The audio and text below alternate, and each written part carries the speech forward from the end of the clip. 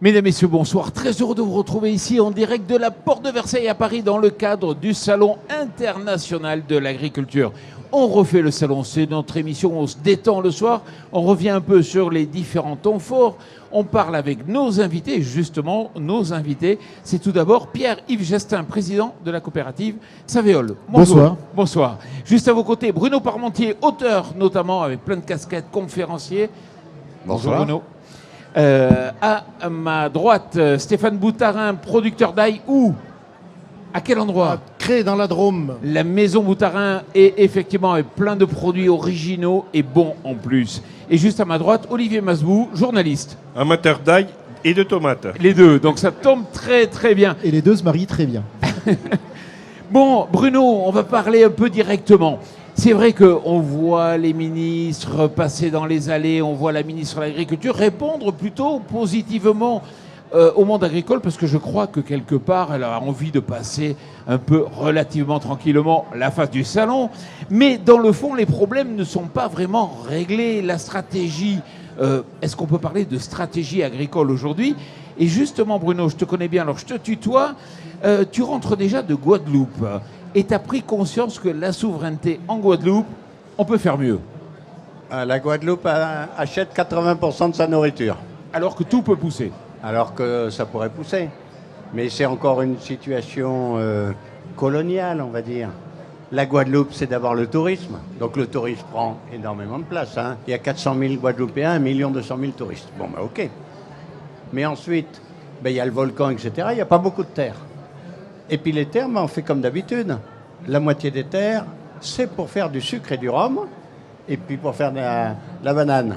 Mais alors, comme en plus l'habitat est très dispersé, il y a très peu de terre, pour se faire des tomates et des concombres, il ne reste pas beaucoup de choses. Alors l'élevage petit, il n'y a pas de laiterie, donc on ne fait pas de lait. 100% du laitage, c'est un choix. Hein. Soit on a une sucrerie et on fait de la canne à sucre, soit on a une laiterie, on fait du fromage. Mais bon, c'est raisonnable de choisir plutôt canne à sucre, elle pousse bien.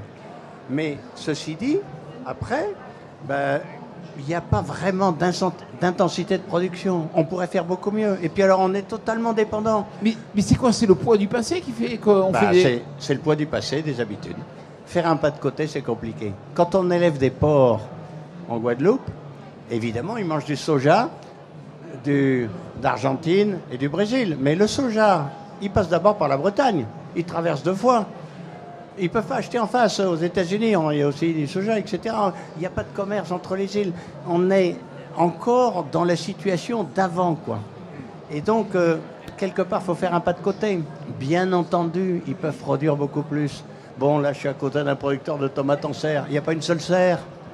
Et je veux dire, attends, les tomates, ça se fait en serre maintenant. Qu'on soit dans les pays chauds ou dans les pays un peu froids. Hein, au Maroc, il y a bien des serres, alors pourquoi pas en Guadeloupe? Oui, c'est vrai, exactement. Olivier, comment tu réagis à cela? Je ne réagis pas, je voulais poser plusieurs questions parce qu'on sait que dans l'agriculture ultramarine en général, c'est vrai que les Antilles ne sont pas les meilleures en autoproduction. C'est la Réunion de mémoire qui est le plus développé, qui a sa production agricole qui ne sont pas autosuffisants, mais qui est quand même plus travaillée.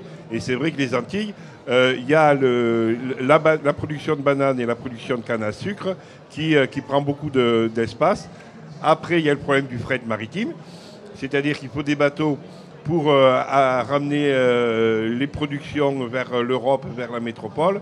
Et au retour, il faut que les bateaux ils soient pleins, donc on les remplit de plein de choses, d'automobiles, mais aussi de produits alimentaires, de produits transformés, notamment en produits laitiers. Après, je ne suis pas certain qu'il faille faire des serres de tomates en Guadeloupe ou en Martinique. Je pense que ça doit pousser avec l'air et le soleil et l'eau du bon Dieu. Attendez. À côté de la Martinique et de la Guadeloupe, il y a Cuba. Cuba, du temps de l'URSS, il y avait le blocus, mais il n'y a que les bateaux russes qui passaient. Et donc Cuba, ils faisaient de la canne à sucre pour les Russes, et les bateaux russes amenaient toute la bouffe. L'URSS explose, et puis tout d'un coup, il n'y a plus de bateaux qui amenaient de la nourriture. Alors, je ne veux pas faire de politique, mais Cuba, il y a d'autres trucs qui sont quand même super réussis. L'éducation et la médecine. Là, en l'occurrence, l'éducation. On est à La Havane. Il n'y a plus rien à manger. Qu'est-ce qu'ils ont fait? Ils ont dit, on va produire les légumes. Et il n'y a rien de Monsanto qui passe, puisqu'il y a le blocus toujours. Et donc c'est ce qu'on appelle bio. Actuellement, 80% des fruits et légumes mangés à la Havane sont produits à la Havane. Donc, quelque part, nécessité fait loi. Il faut y arriver. Et en plus, hydroponico, comme ils disent, bio, quasiment bio. Donc, ce qu'on a fait à la Havane, pourquoi pas Pointe-à-Pitre? Voilà. Et d'une manière générale, cette idée qu'il faut faire un pas de côté, et il y a encore énormément de choses à inventer en agriculture, ça s'applique partout, y compris dans les dom-toms. On va s'intéresser à l'ail. Merci Bruno, mais on va reparler des tomates après. Parlons un peu de l'ail déjà. Tu es venu avec quel produit toi, Stéphane? Alors en fait, je suis venu avec l'ail standard, l'ail blanc. Alors pas vraiment standard, c'est un ail IGP de la Drôme. Et chaque région d'ail a son goût, a son terroir, a sa recette. Et donc l'ail s'identifie très clairement selon d'où il vient. Il peut aller à d'autres endroits, mais c'est important de connaître les terroirs et l'intérêt d'avoir des IGP, d'avoir des AOP. C'est assez important, je pense, pour la diversité gustative, culinaire, et pour l'historique et pour l'avenir. Alors, l'ail a souffert de beaucoup de choses. On produit que la moitié de ce que l'on consomme en France. Donc, du coup, à la fin, on pourrait tout vendre. Sauf que l'ail, dès qu'il a un petit P, dès que la peau est un peu trop craquée, qu'il y a un petit côté trop marron, on ne peut pas le commercialiser normalement. Il faut le mettre de côté parce qu'il n'est pas assez joli. Donc, du coup, qu'est-ce qu'on en fait? Et c'est face à ça où on a essayé de regarder le côté transformation. Parce qu'aujourd'hui, ce que l'on part en ail transformé, c'est pas rentable du tout. Donc on a essayé, on a regardé. Donc ça, c'est un ail, c'est une tête d'ail qui n'était pas très jolie, qu'on a dégoussé, qu'on a pelé. On a enlevé le côté qui n'était pas joli et il est passé en mode pickles, donc en mode cornichon, mais avec une sauce pour le coup japonisante. On a une japonaise qui a fait à côté de chez nous en Drôme, qui a fait une sauce qui est vraiment fabuleuse. Et ça fait partie de ces produits transformés qui ont un intérêt gustatif, qui ont un intérêt pour le consommateur, à la fois pour le transformateur et pour l'agriculteur aussi. Et on a aussi désiré aller plus loin. L'ail souffrait d'une mauvaise image. C'est fort, ça laisse l'odeur sur les doigts, ça se conserve mal. Et lorsqu'on a découvert l'ail noir, on a trouvé que ça répondait à toutes ces questions-là. C'est un produit qui est pratiquement fermenté, qui en a les mêmes conséquences, c'est-à-dire qu'il se conserve très très bien. Gustativement, c'est un produit qui se marie avec plein de choses, dont la tomate. C'est absolument fabuleux, avec une bonne tomate mûre, et qui se marie vraiment avec du chocolat, de la viande ou du poisson. C'est vraiment un côté très intéressant.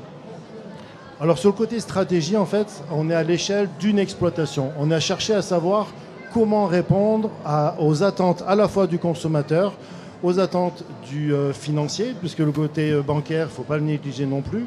Il faut chercher de la rentabilité.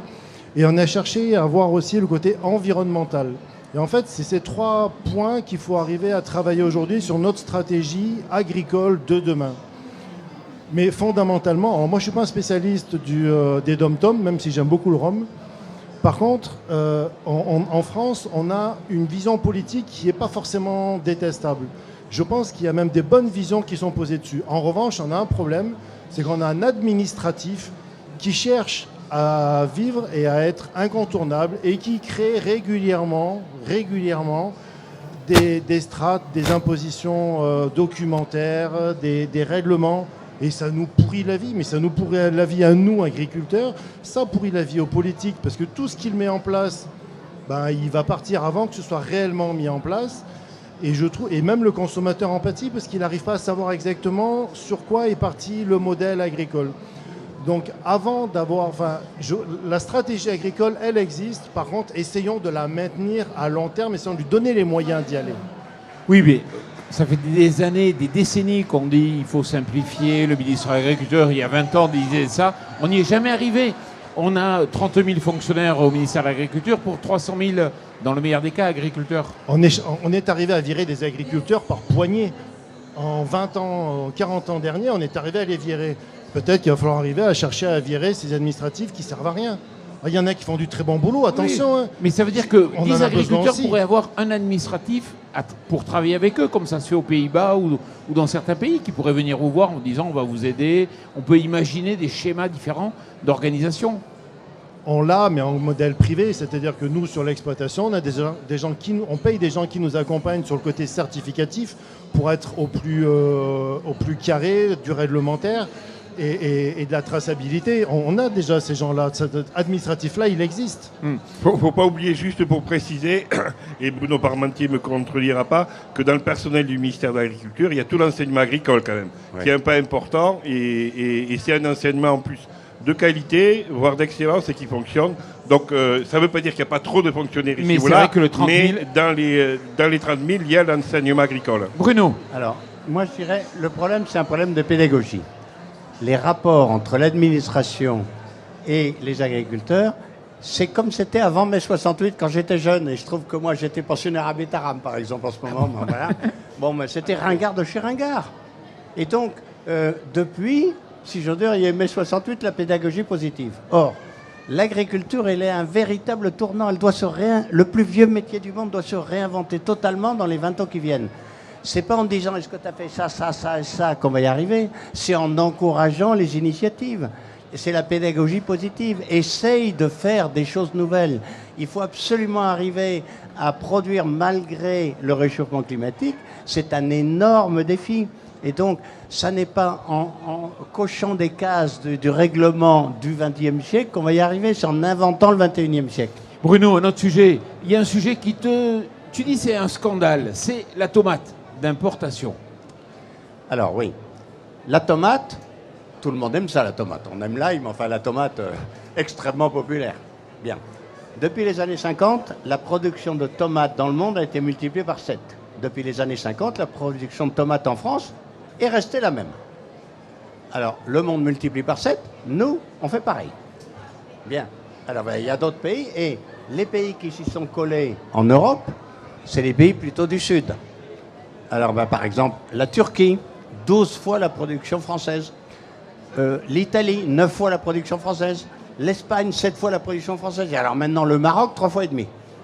Alors, moyennant quoi, les Français, ils adorent les tomates. On n'en produit pas beaucoup. On importe des centaines de milliers de tonnes de tomates chaque année. Alors maintenant, qu'est-ce qu'on fait ? Il se trouve que les tomates qu'on mange, elles viennent des pays du Sud. Les pays du Sud, de l'Europe ou du Nord de l'Afrique, qui sont en voie de désertification. Le réchauffement climatique, ce coup-là, il ne faut pas rigoler. Il va faire beaucoup trop chaud, il n'y aura pas assez d'eau. On ne pourra pas continuer à produire indéfiniment des tomates au Maroc et dans le sud de l'Espagne. Et donc, c'est le moment d'investir. En Bretagne, en Normandie, en Pays de la Loire, on peut durablement faire des tomates. Et si on ne le fait pas nous, c'est les Hollandais qui le font. Vous savez que la Hollande, petit pays, même là, elle produit plus de tomates que nous. Alors quand même, on ne va pas se laisser abattre. Comme les fleurs coupées. Il faut doubler ou tripler la production de tomates en France. C'est pas plus 1% ou plus 2, il faut doubler ou tripler. Et pour ça, il faut faire des serres. Et pour ça, il faut faire des serres, vous avez raison. Et je voudrais rebondir sur ce que disait notre collègue producteur d'ail. On a un vrai sujet en France qui est face à la concurrence qui est permanente. Le monde, depuis qu'il existe, il y a de la concurrence. Les premiers qui ont fait du vin, qui l'ont mis dans des jarres et qui l'ont transporté par bateau, ils sont allés faire la concurrence sur d'autres territoires. Nous, on vit cette concurrence au travers de ce qui se passe dans nos différentes activités. Et la seule réaction qu'on ait trouvée, finalement, nous, en France, et sûrement moi aussi peut-être le premier, c'est de créer des normes et des labels pour faire finalement des productions très élitistes. Parce que nos coûts de main-d'œuvre, nos coûts de ceci, nos coûts de cela, nous obligent finalement à aller chercher une valeur ajoutée différente de celle des autres. Mais je crois que là, pour rejoindre tout à fait ce que vient de dire Bruno, évidemment que je partage, il faut qu'on revienne à des choses beaucoup plus simples, beaucoup plus basiques. Produisons, mettons-nous à produire en faisant ce fameux pas de côté. C'est vraiment l'image que j'aime aussi de ce qu'il faut que l'on fasse à notre agriculture. Mettons-nous un peu de côté, regardons ce que l'on est capable de faire. Et oui, je suis aussi convaincu, intimement convaincu, que notre agriculture, il faut absolument qu'elle se réinvente dans les 20 ans qui viennent. On fera des boucles vertueuses avec l'ensemble des filières agricoles qui apporteront finalement chacune d'entre elles leur part dans finalement la recette et l'alimentation qui sera la nôtre demain, en sachant qu'on aura sûrement une alimentation beaucoup plus végétale, un petit peu moins carnée, mais en même temps, attention, si on n'a pas la protéine animale et le digestat des animaux pour amender et fertiliser les champs et les cultures dans les serres de demain, on n'aura plus rien à manger. Alors, c'est vous qui avez introduit la tomate cerise en France il y a 30 ans. C'est d'ailleurs l'actualité un peu de ce salon. Vous fêtez un anniversaire. Vous êtes le premier producteur de tomates sans pesticides en France, parce que vous avez une ferme, c'est ça, où vous cultivez des insectes qui viennent faire, qui remplacent en fait les produits. Bah, complètement. Je vais reprendre cette expression du pas de côté. Il y a 40 ans, chez Savéol, les maraîchers, en allant se balader à Jersey et Guernesey, ils ont vu un micro-insecte, une micro-guêpe qui était capable de tuer la fameuse mouche blanche là, qui vient essayer de s'implanter sur les cultures de tomates et qui peuvent potentiellement les détruire. Mais ils se sont dit, mais cet insecte, c'est la réponse à la phytopharmacie, aux produits phytosanitaires qu'on utilisait il y a 40 ans dans nos serres. Eh bien cet insecte, on a décidé de l'élever en Bretagne, chez nous, à Brest, dans le Finistère. Ça fait 40 ans que l'histoire elle a démarré. Et en même temps, il y a presque une quarantaine d'années déjà, les bourdons sont aussi arrivés dans les serres. Et ces magnifiques outils de pollinisation qui sont en pleine nature, on a simplement fait que les prendre à la nature, les arracher des talus, les élever, les mettre dans des couvains. Et puis le bourdon, il adore le pollen de la tomate. Donc finalement, utilisons-le pour féconder nos fleurs de tomates. Et qu'est-ce qui s'est passé grâce à ça? On a pu inventer des tomates cerises, des variétés avec de magnifiques branches, des jolies tomates présentées les unes après les autres, 12, 13, 14 fruits magnifiquement rouges, très brillants, très appétissants, qui font aujourd'hui le bonheur des palais des enfants et des adultes quand on consomme des tomates à n'importe quel moment de la journée. Et on a une émission qui s'appelle Power Boost, qui est hebdomadaire, et des producteurs producteurs de tomates nous ont dit c'est une catastrophe depuis que le Maroc s'est rabiboché avec la France, le Sahara occidental. On a des coûts de main-d'œuvre sur la tomate cerise, qui est beaucoup plus gourmande en main-d'œuvre que la tomate beaucoup plus grosse, qui font qu'aujourd'hui, même l'Espagne est concurrencée par le Maroc et les France aussi. C'est vrai ? Oui, c'est vrai. En fait, il faut replacer les choses dans leur contexte. C'est-à-dire que les importations de tomates marocaines, jusqu'à il y a peu de temps, quelques années encore, c'était surtout de la production pendant la période hivernale, parce que les gens veulent consommer de la tomate toute l'année. Donc, une fois que la production française s'arrête à la fin du mois d'octobre, début du mois de novembre, eh bien, ce sont les Marocains, finalement, qui vendaient leur production sur les étals françaises. Sauf que maintenant, dans un souci de compétition, on est dans un monde, je l'ai dit tout à l'heure, de compétition, ils se sont installés dans des zones beaucoup plus, donc au Maroc, propices, avec un climat qui permet finalement, malgré tout, de produire aussi des tomates l'été, donc dans la partie subsaharienne, proche de la côte atlantique, et qui leur permet aujourd'hui de produire des tomates 12 mois sur 12. Alors oui, on se retrouve confronté, en effet, à des concurrents qu'on avait pour habitude de voir sur la période hivernale commercialiser des produits en plein été. Alors certes, avec leurs avantages de coûts salariaux, mais ça, on peut pas... Voilà, le coût de la main-d'œuvre au Maroc et en France, c'est pas nous qui le décidons. On le subit d'un côté comme de l'autre.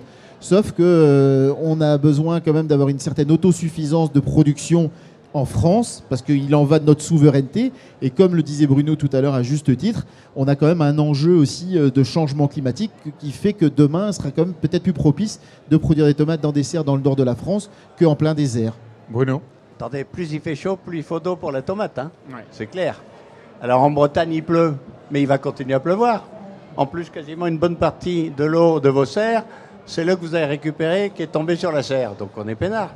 Alors ceux qui croient qu'il y aura toujours 5 fois plus d'eau pour arroser des tomates au Maroc, qui baissent les bras. La réalité, c'est qu'il n'y aura plus d'eau. Alors bon, ils disent avec le soleil, on va dessaler l'eau de mer. Mais enfin, dessaler l'eau de mer pour faire des légumes, c'est un truc complètement fou du point de vue de l'énergie. De se faire, Pierre-Yves. On est en train de construire à grands frais des usines de désalinisation Ouais. à Agadir, par oui, exemple. tu as raison, Olivier, tu as raison, mais enfin, je veux dire, c'est sûrement probablement des visions très court-termistes, parce que l'eau est une partie de l'équation. La plante, elle a besoin de l'eau, de la lumière, du CO2 et des minéraux. Sauf qu'on oublie peut-être un des facteurs qui est la température. La température.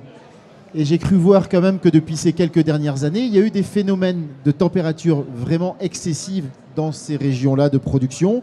Et quand il fait 45-50 degrés, il n'y a pas beaucoup de végétaux qui arrivent à survivre dans ces conditions-là. Stéphane. Donc, c'est une hérésie, en effet. Ouais. Ouais. En fait, je pense qu'on oublie un facteur aussi, c'est le sol. C'est-à-dire qu'il y a quelques années, on est revenu à travailler nos sols différemment, à travailler les couverts végétaux. Si demain, on maintient une couverture végétale régulière, la température ne montera pas aussi vite. En plein été, si vous avez un couvert végétal sur une parcelle, 50 mètres à côté, vous avez un labour, votre température, elle bouge de 20 degrés pratiquement. Donc en fait, on a la capacité d'aller là-dessus. Après, je voudrais juste revenir sur ce que Bruno disait tout à l'heure, c'est-à-dire faire le pas de côté, que l'agriculture fasse un pas de côté. Mais elle le fait, le pas de côté. Il y a plein d'innovations dans l'agriculture aujourd'hui qui se font. Il y a vraiment des exploitations qui vont chercher loin l'innovation et qui vont chercher des nouvelles productions. Le problème, c'est qu'il faut aussi que le consommateur puisse arriver à y abonder, parce que c'est des cultures, c'est des productions qui coûtent forcément un peu plus cher, qui sont à petite échelle, et il faut arriver à les encourager. Mais comme beaucoup de choses, c'est beaucoup plus facile d'aller chercher un poulet tout premier prix en demandant un poulet de chair extraordinaire, et on ne va pas chercher ces produits-là. Alors peut-être qu'ils n'en ont pas les moyens, mais en fait, cette agriculture-là, elle fait vraiment le boulot pour aller apporter quelque chose de nouveau pour demain. À la fois travailler ses sols différemment, à la fois travailler exactement comme le consommateur et le politique le demandent, et arriver avec des nouveaux produits. Mais encore faut-il que le consommateur y aille.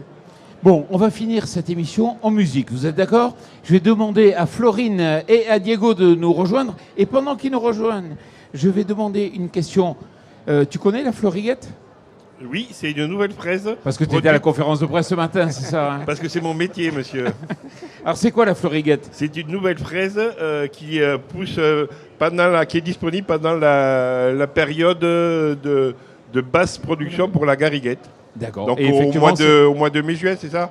c'est votre actualité aussi du salon. C'est la nouvelle fraise de chez Savéol. Donc voilà, il y a la gariguette et elle a sa cousine qui va arriver sur les étals dans quelques semaines et qui s'appelle la Floriguette. Et qui va être délicieuse. Vous verrez, on a un très beau packaging parce qu'une très belle fraise, et ben voilà, elle a besoin il faut absolument la mettre aussi dans un bel emballage. On sera heureux de la découvrir, de même qu'on est heureux de découvrir que l'accordéon revient en force. Alors, Florine Malherbe, bonjour. Diego Gatte. Alors, on a certainement parmi les meilleurs accordéonistes de France là avec nous. Alors, ça marche bien l'accordéon aujourd'hui? Oui, très bien. Ouais, très c'est-à-dire bien. que vous faites des dates tous les week-ends, vous êtes... On est pris tous les week-ends, on voyage partout en France, on va à l'étranger aussi. Et la semaine aussi, ça arrive d'avoir des dates. Comment t'es venu? Je te connais bien, Florine. Comment t'es venu en fait à l'accordéon?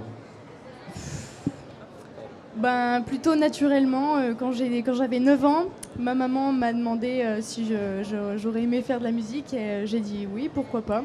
Et elle m'a proposé un prof particulier, Christophe Legois, donc à Abbeville dans le 80, d'où je viens. Et il a proposé accordéon, synthétiseur et guitare. D'accord. Et j'ai choisi accordéon. Et ça t'a plu et tu continues. Et même d'ailleurs, tu as rencontré l'amour de ta vie à l'accordéon. C'est ça. Diego, si tu veux bien prendre un peu le... Et toi, comment t'es arrivé à l'accordéon? Alors moi je suis issu d'une famille d'accordéonistes, mes parents sont accordéonistes tous les deux, donc c'était un petit peu prédéfini pour moi, on va dire. Et tu sens vraiment qu'il y a un renouveau de l'accordéon? Oui, l'accordéon se diversifie énormément. Je veux dire, aujourd'hui il y a plein de styles de musique, même dans les musiques actuelles, qui revient avec de l'accordéon. Ouais. Et bon, Ils viennent d'où vos accordéons? Comment? Ils viennent d'où vos accordéons? Alors les accordéons, c'est des accordéons Cavagnolo qui sont fabriqués dans l'Ain à Béligneux. Parce que moi j'avais compris que une des dernières usines qui était vers Brive ou Tulle, en Corrèze, avait fermé ses portes. Alors c'était Mogin et qui vient juste de rouvrir justement. c'est Ça a Ah, été mais c'est repris. une bonne nouvelle alors. Voilà. Et ça réouvre pourquoi? Parce qu'il y a une demande, c'est ça? Ça réouvre déjà pour l'histoire de la fabrication de l'accordéon Mogin, quoi, qui était à Tulle très important. Donc déjà c'est une des premières choses. Et après oui, parce que je pense qu'ils ont envie de faire autre chose dans cet accordéon. Bon, on est un peu dans le sujet là, pareil, c'est la souveraineté quelque part. Il faut réapprendre à faire de l'accordéon et en fabriquer. Il y a beaucoup d'entreprises qui fabriquent? Ou très peu? Alors en France, il y en a qui fabriquent vraiment, et je crois qu'il n'y en a que deux. Je crois qu'il n'y a que Mogin et Cavagnolo. Après, il y en a une autre qui est dans la Corrèze aussi, mais c'est de l'assemblage plutôt. Par contre, après, les plus gros fabricants d'accordéon, c'est en Italie. D'accord, ok. Bon, je vais vous laisser vous installer. Vous allez finir l'émission en musique. Ça va être notre générique et c'est comme ça. Ça va nous permettre de pouvoir donner un petit peu de bonheur aux personnes dans les allées. Je vous laisse bien vous installer. Vous allez nous jouer quoi? Mon amant de Saint-Jean. très bien en plus. Donc ça va être bien. Vous me dites quand vous êtes prêts. On est parti. Ben voilà, Mon amour Saint-Jean.